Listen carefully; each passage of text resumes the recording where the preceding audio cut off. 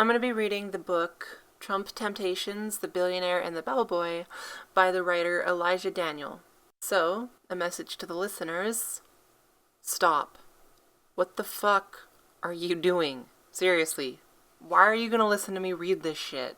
Okay? It's going to be really fucking terrible. You need to reevaluate your life. But thanks for listening to me read this story. I'm not sorry. It all started one fateful afternoon in the summer of 2012. I was working as a bellboy at the Trump Hotel in Hong Kong on an internship program. It was marvelous. I come from a very small farm town in Michigan, and this was my first time in a big city. I loved everything about it. It was all I could have ever dreamed of, and more. But little did I know it was all about to change. I was stacking someone's tacky luggage when the door behind me swept open. My loins trembled as the scent of toupee adhesive and spray tan swept through my nasal cavity. I wanted nothing more than to turn around and see the golden god behind these scents, but I couldn't move. I was frozen. There was a tap on my shoulder. "Young man," the voice said. I thought to myself, oh God, could this be him? There was only one way to be sure. I gathered all of my strength and turned around. Was I hallucinating? This couldn't be real. It was him.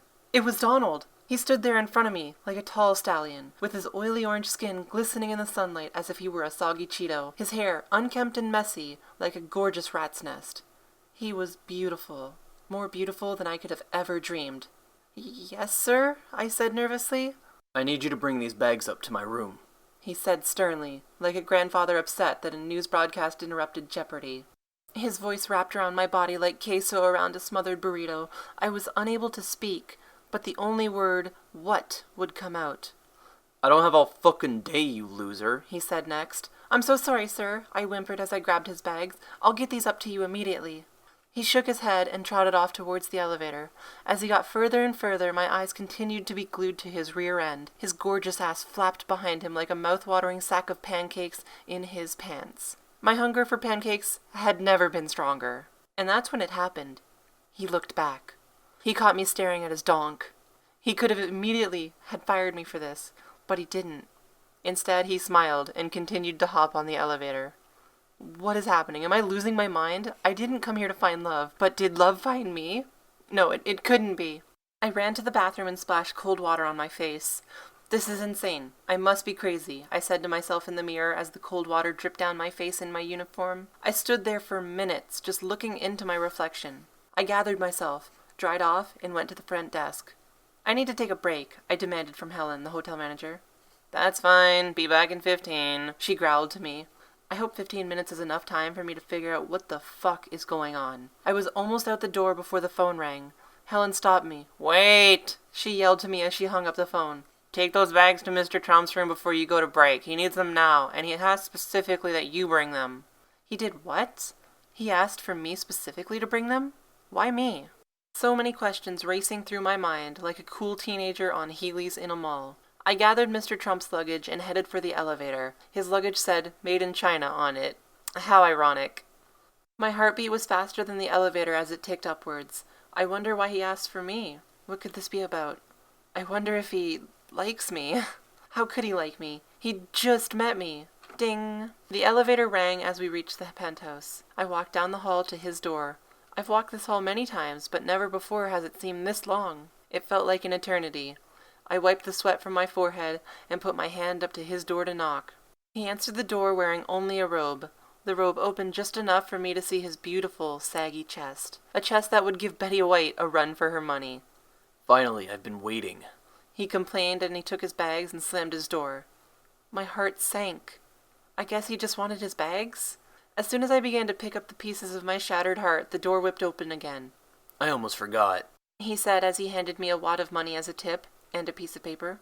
"Don't be late," he said in a smile as he closed the door once more. I stood there, paralyzed, holding what looked like hundreds of dollars and this note.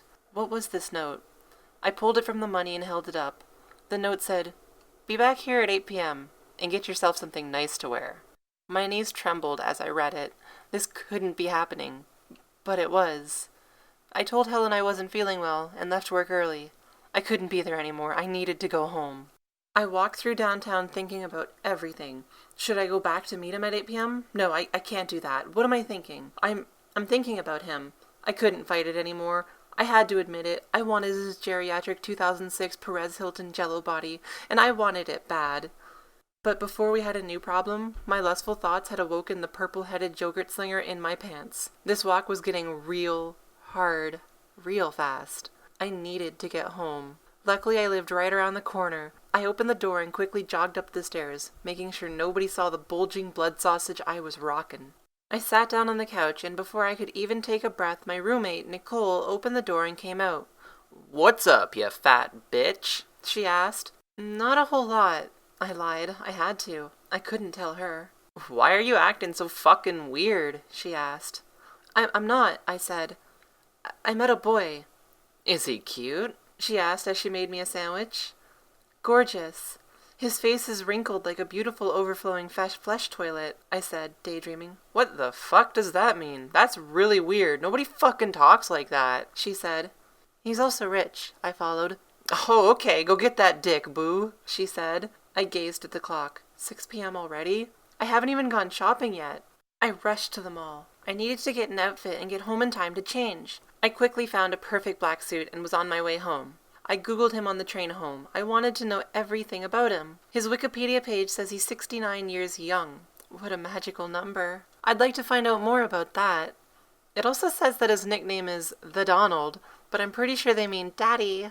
I was so excited for our second meeting. I couldn't believe this was happening. I got changed and looked at myself in the mirror.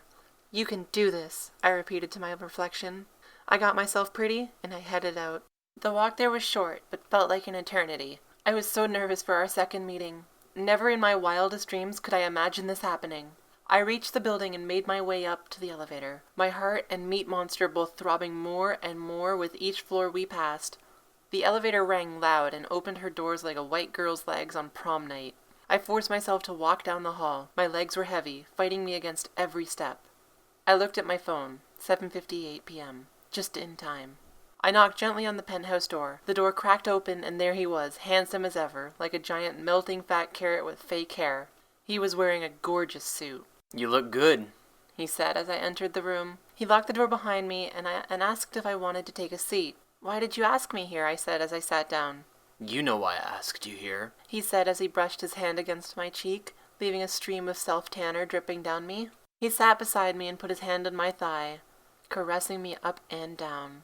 The only thing I knew was that I wanted to ride the elevator to the top of his Trump Tower. He moved closer, putting his cold, dead lips on my neck. I shivered with excitement. His hands felt like an old, dried-out gingerbread house. I was in love. "I should tell you something," he breathed onto my neck. "Tell me later," I said as I reached out for his pants. "Fine, but close your eyes," he said. I was reluctant, but obedient. I unzipped his pants and touched his cold, scaly thighs. I opened my eyes as I grabbed his thick, long... tail? What? Donald Trump is a fucking reptilian? I screamed and let go of his tail. His neck flared up like that dinosaur in Jurassic Park. You know which one I mean. He hissed and leapt for the window, leaving behind nothing but broken glass and shattered hearts. Bet you didn't expect that.